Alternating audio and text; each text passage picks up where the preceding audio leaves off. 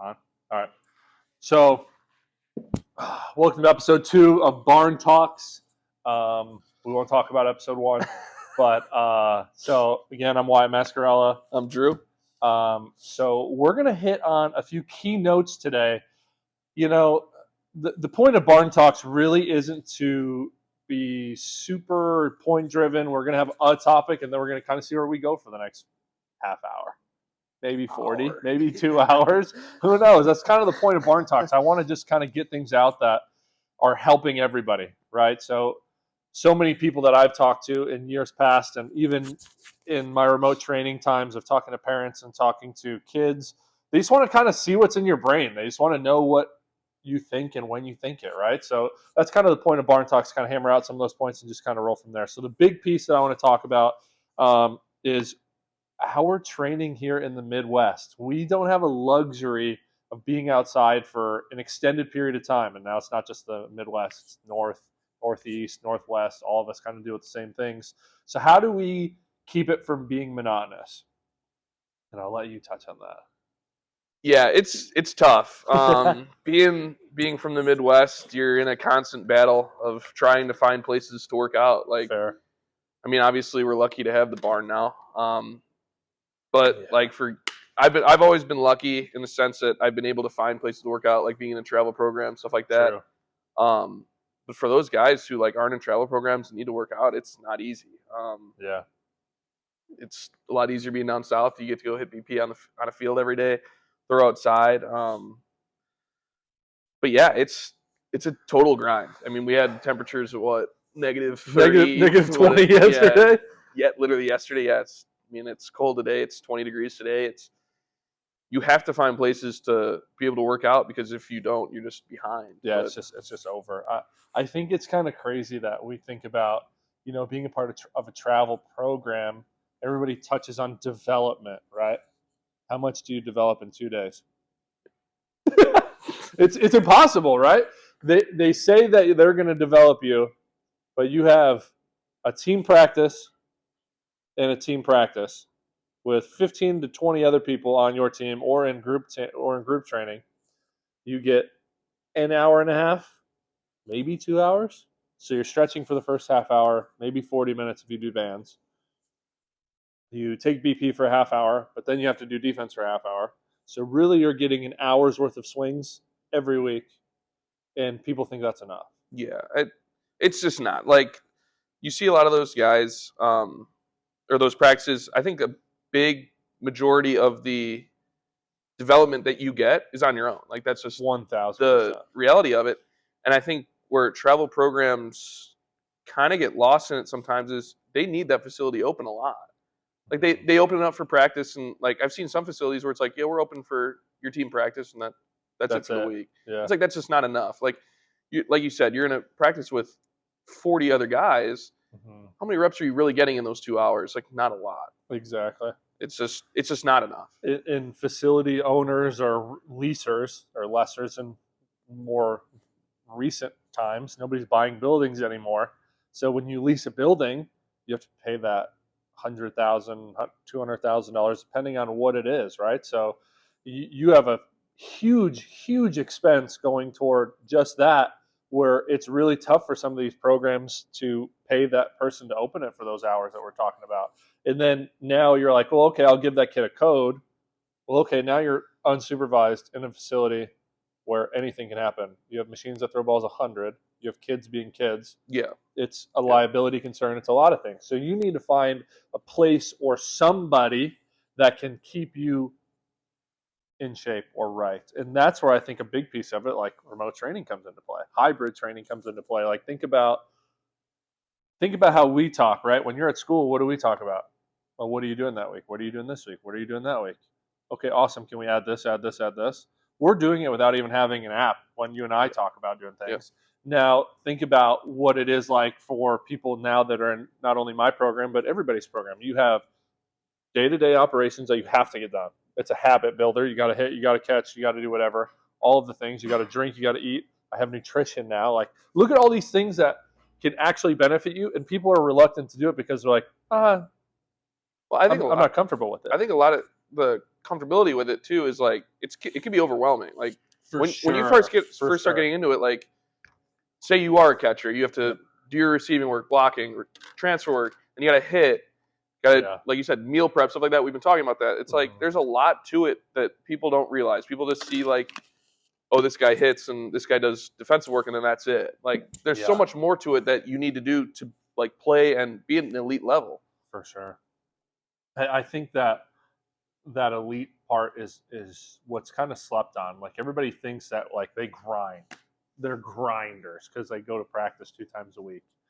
And I get it, high school programs have lifts and all of those other things, but I think I think high schools need to be more understanding of what's happening, Yeah. right? So how many high school programs have baseball coaches that are solely a baseball coach? There could be more. In our area, I seem No. like it's not that many. Yeah, it's really not that many. Because a lot of our area is football, Yeah. right? So Yeah. now you talk about, like, obviously there's like Barb in Louisiana. Like those guys do baseball all the time.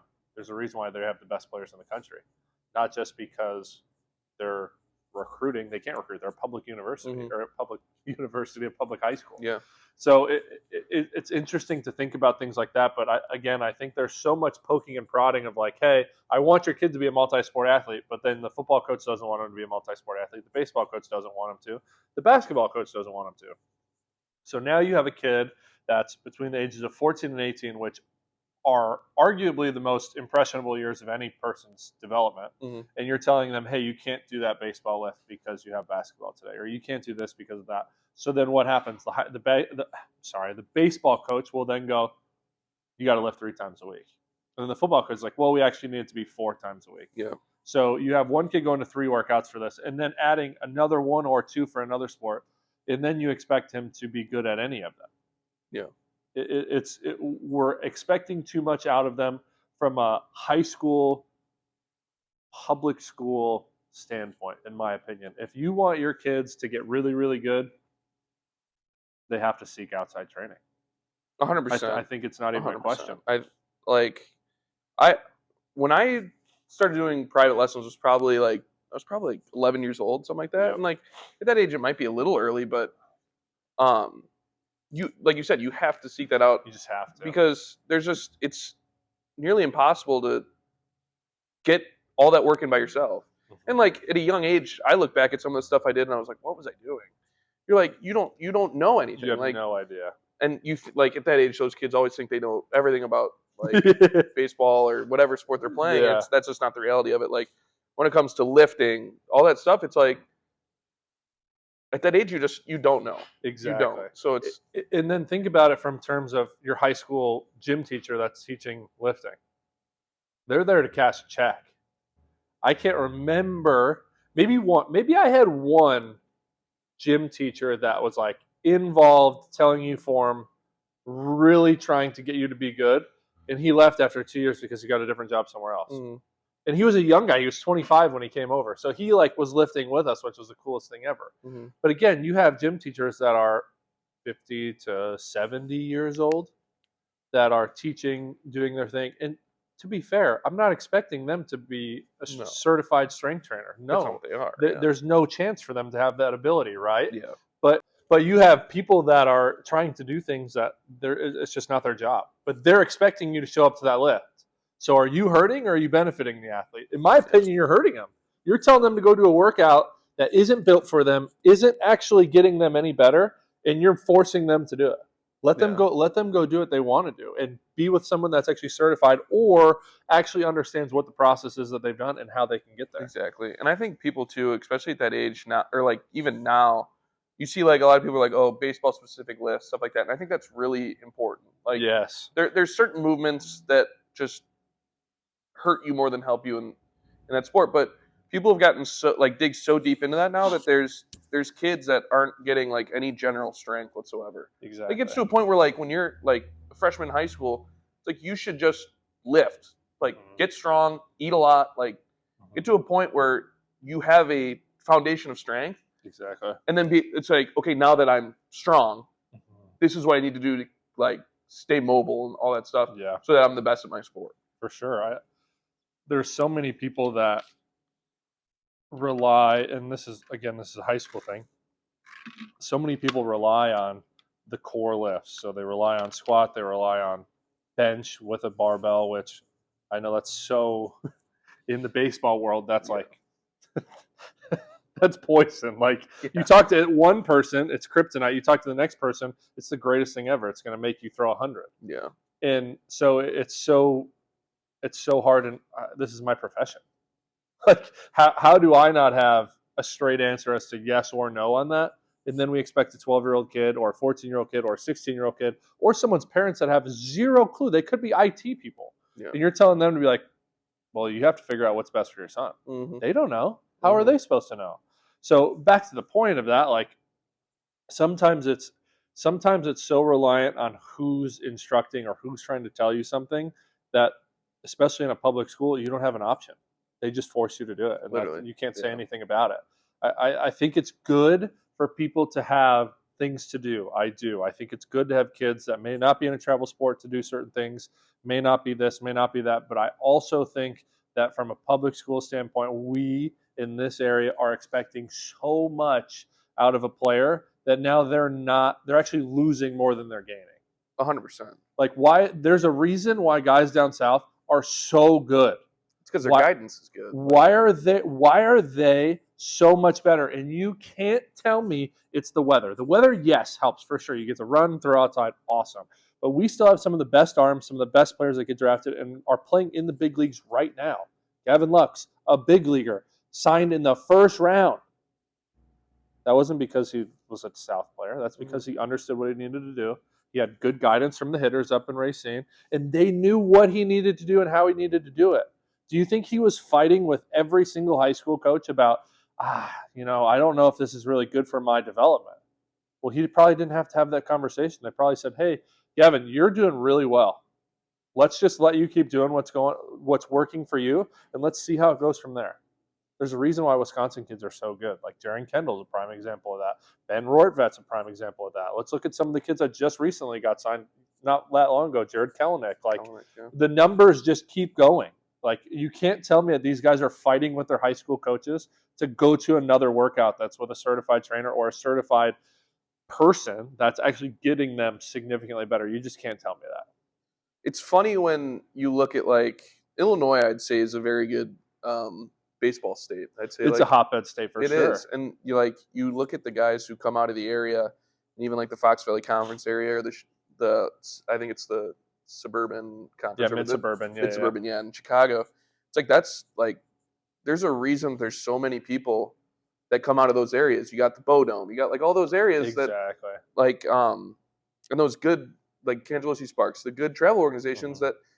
um that help guide. You have good guidance Mhm. from a young age. Like these kids are 10, 11 years old playing at these places, and they're getting in front of scouts. Like they're getting in front of like good instructors. Mhm. It's like, okay, like this is how you play the game. This is like, Exactly. And I think back to the point of this long drawn out thought is we need to not be, as a public school system or as a public school coach, whatever it is, we need to not be so reliant on the people to show up to every single thing that you ask for when you are asking for more than what should be. I really, really, really, really, really think you need to have a baseline. Absolutely. Have kids come out a couple times a week, do whatever. When it's your season, all hands on deck. You get to do whatever you want with them. But you cannot hurt a kid that wants to do more and wants to get better and wants to do those things. Now, is there a way that we can figure that out? Absolutely. Get in touch with whoever he's working with.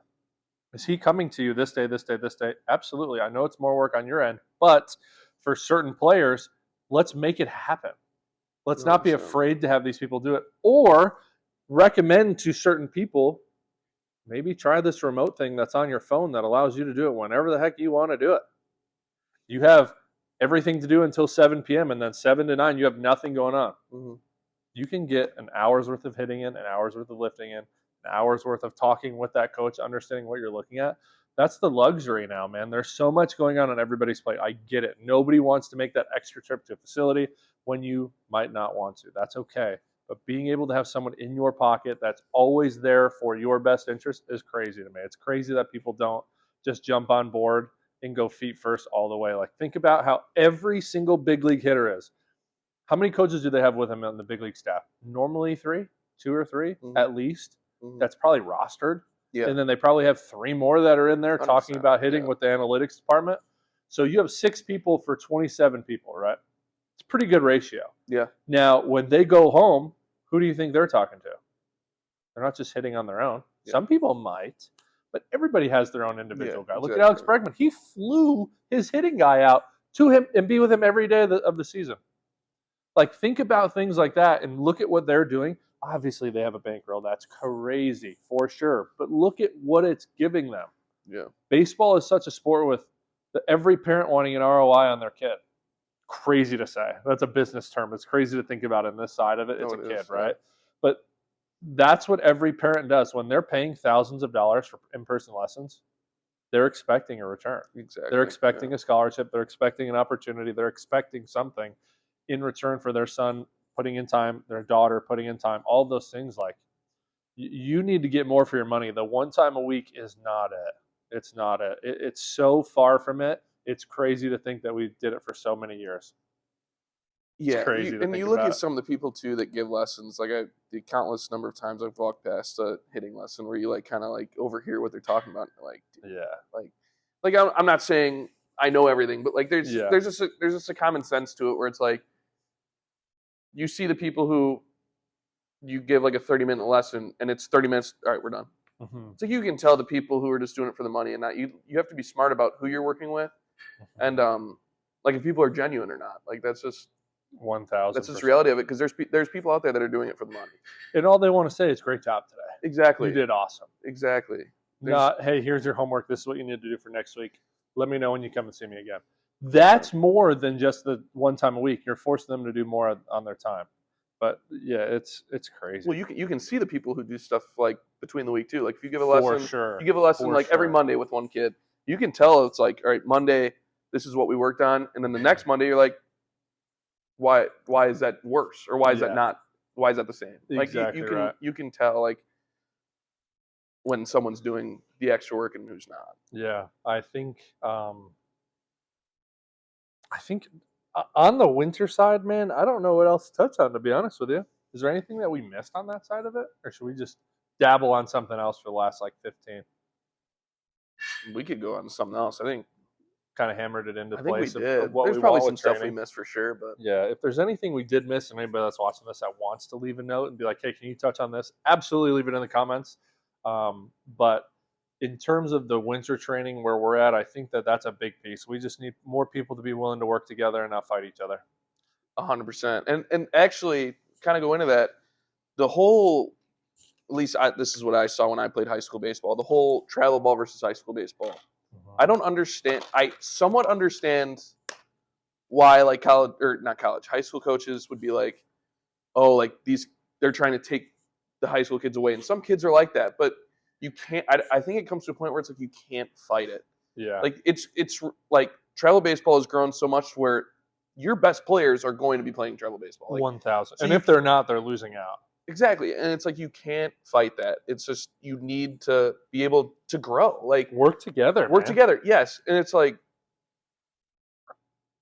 I don't understand the entire like rivalry between it at all. I don't. But it's like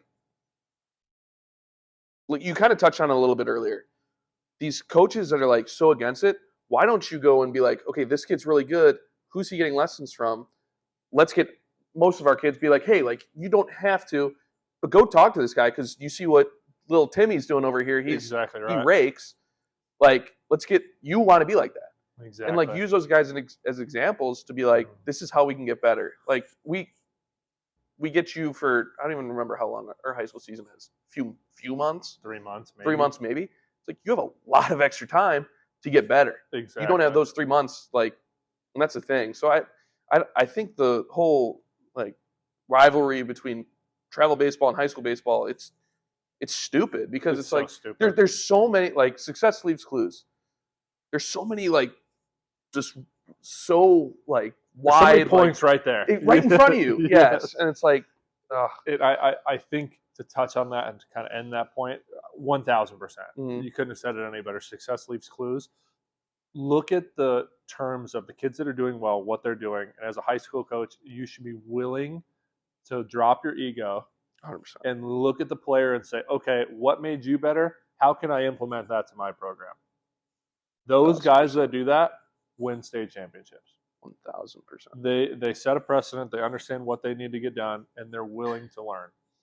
If you can look at that and say, okay, this guy's seeing this guy, all right, exactly that. Hey, I'll bring him in, or I'll go watch him work with one of my players. Yes. What is he teaching? How is he teaching it?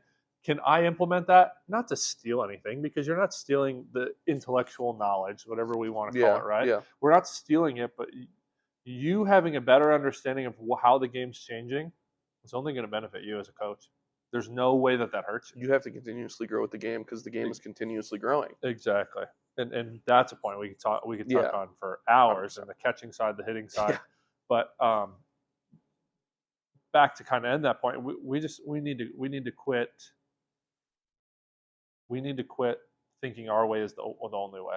Let's work together. Let's do things the right way.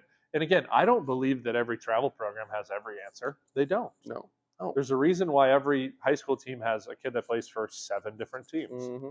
Not everybody's got the one solution, but being willing to take note of certain things is the only way. The only way. Mm-hmm. What would you like to talk about next? We could probably hammer it out for another 10, 15. Yeah. I mean, I could talk about anything. Let's do the uncomfortable versus comfortable piece. So we talked a little bit about it. In terms of training, individually more based than team training. I think individually, personally for me, when I got comfortable, it didn't benefit me the way that it should have. So everybody wants to be in the comfort zone, and everybody wants to do this, everybody wants to do that. But there were times where I would be comfortable and I would actually do significantly worse. When I was uncomfortable, that's when I took the strides and I did the right things and I saw the results. So for me, it was almost like a no-brainer. By the time I was done with college, it was like I'd go up to I went up to my hitting coordinators and my hitting coaches, and I'd say, hey man, like I need to have something I'm working on that makes me feel uncomfortable, because when I do that, I am locked in. Tunnel vision, you can't get me out of the zone. You could throw Aroldis Chapman up there, you could throw any DeGrom up there, and I have a chance in my mind that I can do anything. DeGrom might be a stretch, but still. But that's how you have to look at it. But that's how you have to look at it. You have to have that confidence of like, whenever I'm there, I'm ready. Yeah. And that's what 100%. It took. But yeah, you can touch on that. I think kind of what you said, the comfortability side. I would have times in college where like I'd have a really good game, hit a few doubles or something like that, where it's like you go into BP the next day and you're trying to recreate that. It's like if they were like pull side doubles, like everything you're trying to hit, you're just trying to pull everything, and it's like you get to a point where like you need to like ground yourself. For sure. Like get to a point where it's like, okay, let me hit a few balls to the backside here, because then like everything just gets out of whack when you get comfortable with that. For sure. It's like you see a little bit of success, you're like, oh, I'm going to do that every time. And that's just not the reality. That's not the sport we play. So yeah, kind of being where your feet are. Like, okay, like had a good game today, doesn't matter anymore. Like, yeah, like I had a really good stretch in pro ball this year where I'd kind of sit there and I'd be like, okay, good game today. Like, I have to do the same thing tomorrow. Yeah, like, how can we add to it? Like the routine stays the same. The routine always stays the same, but the results aren't always going to be the same. That's what it is. And no doubt about it. I think when you get to a point where you go to bed, you can rehash about the game, be like, oh, that was sweet, or oh, that kind of sucked. Yeah. Go to bed, you wake up the next morning, you have the same schedule. Exactly right. Especially in pro ball, like you wake up, eat breakfast, go to the field, and you're there from 12 to 12 basically. Yeah, like you're there for a long time. Yeah. That you just can't get caught up in the success or the failure. Yeah, for sure. I think, and I know I've touched on this before, like the prime example for me was my junior year of college. I struggled a little bit, which in my head in college is like 2 bad games, because you only play 3 on a weekend. You're like, I'm 0 for 6 in the last 2. I suck. Yeah. And then I was out at the field. I was hitting with a few of my buddies that went out for early work. One of my coaches was there, Mike Hampton, and we're sitting out there, and I'm just kind of messing around, literally just messing around with the bat in my hand. And I changed my grip ever so slightly. I hit a ball, and I was like, ooh, I felt something there. Kind of clicked. Mm-hmm. I go on that weekend to be player of the week. We end up beating we ragdolling Xavier that weekend, and ended up being player of the week. A lot of the guys swung it really well. Here we go into the tournament, of the Big East tournament. We end up winning the Big East tournament. We end up getting to a regional at Clemson, and we're in an elimination game. And I had one hit against Vanderbilt in the first game where we ended up losing. We're in an elimination game against Morehead State, and I end up hitting 2 home runs, giving ourselves a chance to keep going, and like all because I tried something new. Mm-hmm. I tried something that worked, and it clicked immediately of the uncomfortable spot. The whole time I'm in there, I can feel myself searching for that same feeling, which is making me uncomfortable. Mm-hmm. Now trying to compete against guys that are trying to get me out, right? So that feeling of being uncomfortable led me to have extreme success. So I'm like, okay, that's money. I need to think about that every single time I go to the plate. I go play in the Northwoods, do the exact same thing, see good results. I'm like, man, figured this thing out. Yeah.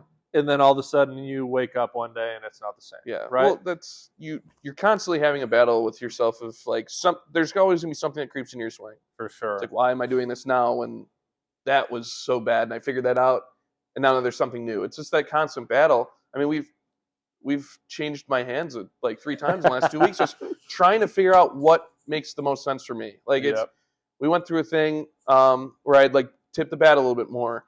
And it was like, okay, the timings, it's hard to time up with the pitcher. Like it just won't be consistent. And then we're like, why don't we just put it right on the shoulder?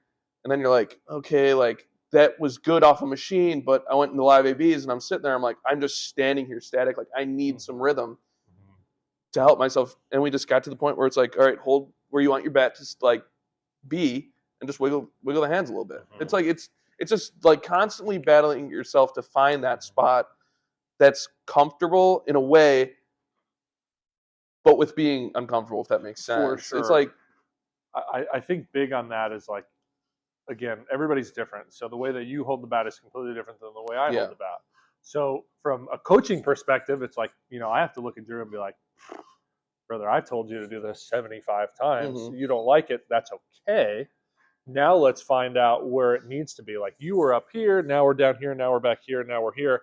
Okay, this is where we need to end up being. Exactly. We need to find the happy medium is what I always say, which makes zero sense. But the happy medium of like, what's comfortable to you, what's uncomfortable, that also feeds the right spot to enter the zone at the right point, to have the right attack angle, to have the right hand position on the bat when we're actually turning the barrel. There's so much that goes into it when we think about it. And I'm such a simplified guy that like, I don't want to, I never impose numbers on guys like that where it's like, dude, your attack angle sucks. Mm-hmm. No. We have to think about it, which I can say that to you, which is probably easier said than done with you being a pro guy. But like you have to pick your battles and the things that we talk about and the things that we do. And the one thing I'll touch on that Drew and I have talked about a lot is like watching old video. You can watch video all the time and you can find something new to talk about or new to work on and do this, that, and the other thing. That's great. I think for me personally, when I watched old video, I would try to recreate it, and you can't get back into the same positions. You grow and adapt as a hitter, and you start to find new things out. You have to be willing to understand that this is what you are now. And we can maybe try to get close to that, but we're never going to get to that exact same position. Yeah. It's not going to happen. Whatever feel we had there is going to be hard to get back to. We need to focus on the here and now of what we can get better at now, what position we get to now, because to be fair, 2 years ago, your swing wasn't as good as it was now. Mm-hmm. And that's not to say your swing sucked. Your swing was still good. But now we're developing the right steps and the right stepping stones to be consistent. That's the biggest piece. How often can we have success? How often can we find the barrel against 95, 98, 100?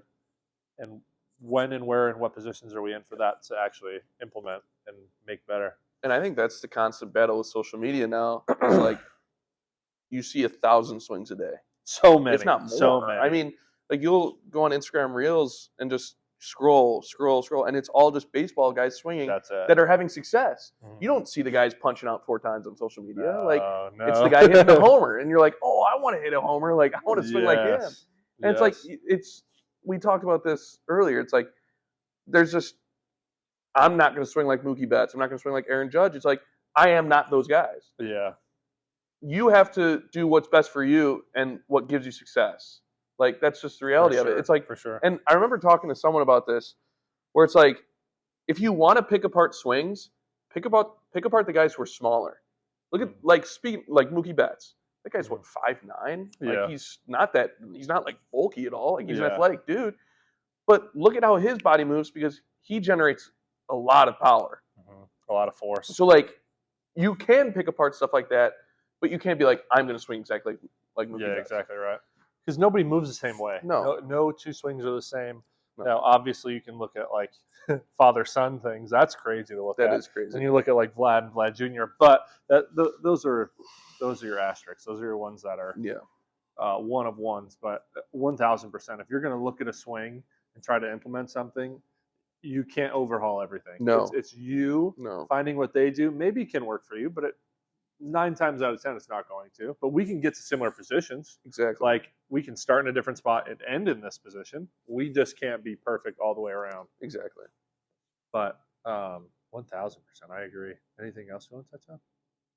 I think we're good. Yeah. I think we hammered a bunch. I think that's a good episode. That was a good. Yeah, it's good episode number 2 of Barn Talks. Yeah. Any questions that anybody might have with this? I know we're going to kind of post more of the uncut stuff for this.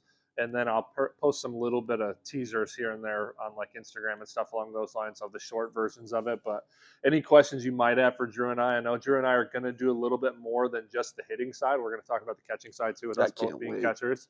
But any questions you have on the hitting side, the catching side, the mental side, let's say a recruiting side, let's say the professional side, anything you have, make sure to leave a comment down below. Like the video if you like it. But I'm excited to kind of grow this side of it. It's so, like I said in the very beginning, so many people are wanting to hear just raw thoughts that we have. So this is a great way to do Barn Talks and kind of get it out of the way. We've done it 100 times. We started filming it. We do this every day. I'm a bozo, so I built a building at my house, and so it ends up going that way when you have guys come over and you're like, all right, let's chat for a half hour. Let's see what happens. And then all of a sudden everything comes out and they're like, wow, we should start a podcast. I'm not that crazy, but maybe we will eventually. But for now, we'll keep it rolling with this. And like I said, thank you guys again for taking the time to watch all the way through. If you watched all the way through, drop a comment, maybe something like, I don't know, just say Drew. Let's see if you went all the way through. Let's see how many comments we can get of guys that watch all the way through. But like I said, I'm Wyatt Mascarella. Thank you guys for the talk. And I'm Drew. Appreciate you guys.